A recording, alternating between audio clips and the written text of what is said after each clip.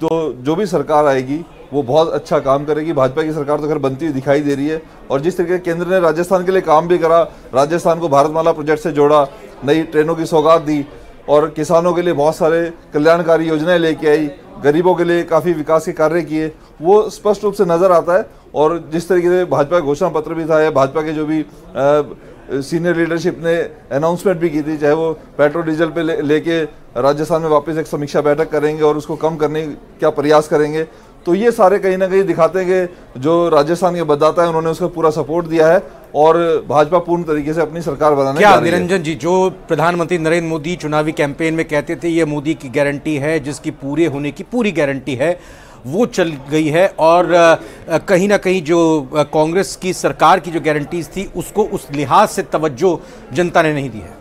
निरंजन जी, देखिए रविंद्र जी, अगर मैं इन चुनावों का विश्लेषण करूं और अगर आपके एग्जिट पोल को अगर मैं परिणाम मान के चलूं, तो मेरा ये मानना है कि कहीं ना कहीं भारतीय जनता पार्टी को थोड़ा सेटबैक लगा है। क्योंकि मैं शुरू से एक ही बात कह रहा हूं, मेरा एक ही एनालिसिस कहता है कि नंबर्स ऑफ वोट, क्योंकि संघ राजस्थान संघ की पहली प्रयोगशाला है नागपुर के बाद में, और जिस तरीके से स्वर्गीय भैरव सिंह शेखावत जी ने वहां पे भारतीय जनता पार्टी को गांव-गांव तक सींच करके और इतना पलवित और पोषित कर दिया था, और उसके बाद में अगर 5 साल भारतीय जनता पार्टी में अपोजिशन में रह करके अगर मान लीजिए 120, 22, 25 सीटों तक जाती है, क्योंकि जब जब भारतीय जनता पार्टी ने सरकार बनाई है, आप देखेंगे 145, 150 बड़े मैंडेट के साथ सरकार बनाई है, लेकिन इस बार, और दूसरी सबसे बड़ी बात क्या है, प्रधानमंत्री नरेंद्र मोदी जी जैसा एक दृढ़, समझ लीजिए, जिनके लोगों के मन में जिनके प्रति भरोसा है, और उसके बाद में इतना बड़ा लाव लश्कर 5-5, 6-6 राज्यों के मुख्यमंत्री, मंत्री और सांसद,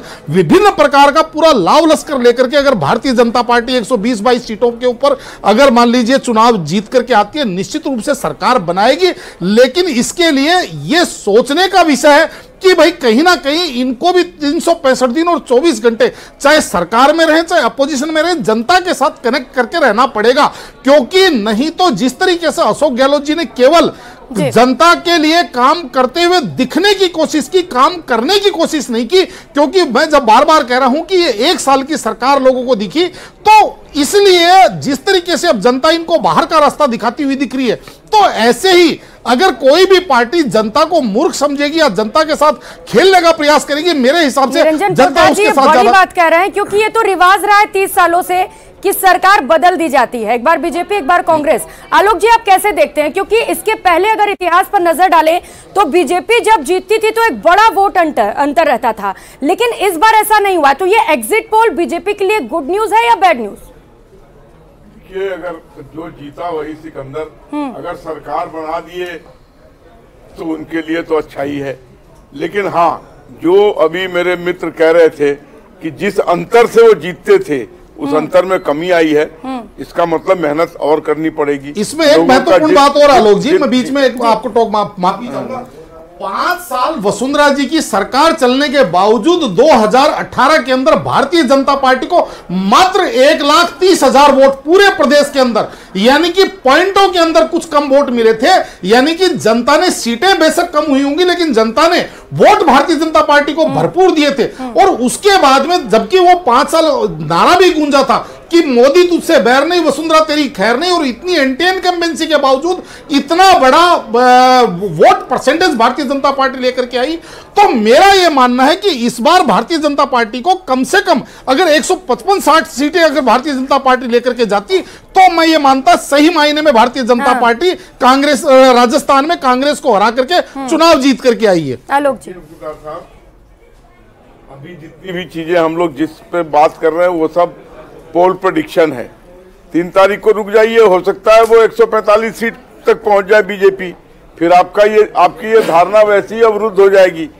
अभी तो ये आकलन है, लेकिन हाँ, इसमें कोई शक नहीं है, जितने भी आकलन है, की बता रहे कांग्रेस एक कांग्रेस बिल्कुल क्लीन स्वीप का मौका नहीं दे रही है बीजेपी को, ये तो स्पष्ट है सारे सर्वे में।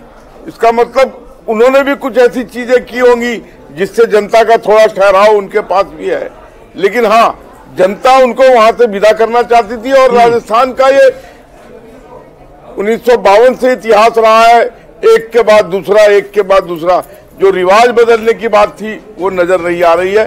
रिवाज नहीं बदलेगा, वही रीति रहेगी, वही नीति रहेगी, कमोबेश ऊपर नीचे करके। राजकुमार जी, अगर मैं इसको ऐसे देखूं कि आपकी पार्टी के ही विधायक जब कहते थे कि कांग्रेस के इतने विधायक जीतेंगे कि एक फॉर्च्यूनर में वो आराम से बैठ जाएंगे, तो एक फॉर्च्यूनर नहीं 5 फॉर्च्यूनर में लायक एग्जिट पोल के जरिए आपके विधायक जीतते लग रहे हैं, अगर 15 माने एक फॉर्च्यूनर में आ जाए। बिल्कुल कांग्रेस पार्टी आज भी आपके सर्वे के अनुसार टक्कर में नजर आ रही है। राजस्थान की जनता का आशीर्वाद अभी भी कांग्रेस पार्टी के साथ है और निश्चित तौर पे मैंने भी थोड़ी देर पहले भी कहा था, फिर दोबारा रिपीट कर रहा हूं, 3 तारीख को जो परिणाम आएंगे वो कांग्रेस पार्टी के पक्ष में आएंगे। राजस्थान की जनता कांग्रेस पार्टी को पुनः सत्ता में लाना चाहती है। आप थोड़ा वेट करिएगा, निश्चित तौर पे कांग्रेस पार्टी को 3 तारीख को आशीर्वाद मिलेगा और कांग्रेस पार्टी पुनः सरकार बनाएगी। 5 राज्यों में कांग्रेस पार्टी चुनाव सरकार बनाएगी। भारतीय जनता पार्टी का सुपड़ा साफ होगा। राजकुमार जी, आपसे फिर वही पूछूंगा कि बाकी एजेंसीज अगर दूसरे राज्यों में कांग्रेस को बढ़त बनाते हुए दिखाई दे रहे हैं तो वो तो आपको बेहतर लग रहा है, और वही एजेंसी जब राजस्थान में सर्वे करते हुए राजस्थान में कांग्रेस को पिछड़ती हुई बता रही है तो वो आपको पच नहीं रहा। मैं तो पांचों राज्यों में सारी एजेंसियों का स्वागत कर रहा हूं। कांग्रेस पार्टी 5 राज्यों में सारी एजेंसियों का स्वागत करती है। आपकी एजेंसियों के अपने तरीके के सर्वे हैं, लेकिन हमने 5 राज्यों में जो हमारा अपना एजेंसीज के सर्वे की बात करें, आपने राहुल गांधी का सर्वे सुना था 1 महीना पहले, क्या कहा था उन्होंने? राज्यों में भारतीय जनता पार्टी का उन्होंने क्या कहा था होने वाला है। और आपको मैं बताइए जरा अपूर्वा जी, आप बताइए क्या कहा था राहुल गांधी जी ने? आप बड़ा फॉलो करती हैं और करना भी चाहिए तमाम विपक्षी दलों को। राहुल गांधी को की तरफ से क्या कहा गया था? जोश बना रहे, और वो जोश आपको दिख भी रहा है कि आज कांग्रेस पार्टी को हार पहले से ही स्वीकार चुके हैं। राहुल गांधी जी 1 महीने पहले स्वीकार के चले गए थे प्रकारांतर से। इनके मुखिया महोदय ने 2 दिन पहले जो एक प्रेस बाइट दी उसके अंदर उन्होंने स्वीकार कर लिया कि जनता का जनादेश हमारे सरमाते हैं और हम कहीं ना कहीं इस नंबर के बीच में स्टैंड करेंगे। तो हार तो ये लोग पहले ही मान चुके हैं। चाहे आप डोटासरा जी की प्रेस कॉन्फ्रेंस उठा के देखिए, चाहे मुख्यमंत्री जी की उठा के देखिए, चाहे राहुल गांधी जी के स्टेटमेंट देखिए, यहाँ तक कि आप कांग्रेस के जितने प्रवक्ता हैं उनके चेहरे का भाव भी देख लीजिए, चाहे उनकी बौखलाहट भी देख लीजिए। जो इससे पहले प्रवक्ता थे वो ईवीएम मशीन तक पहुंच गए थे। मैं राजकुमार भाई साहब की बात नहीं कर रही हूं, इनसे पहले जो प्रवक्ता बैठे थे उन्होंने ईवीएम मशीनों का भी दोष निकाल दिया था। आप ही के चैनल के माध्यम से मैंने देखा था।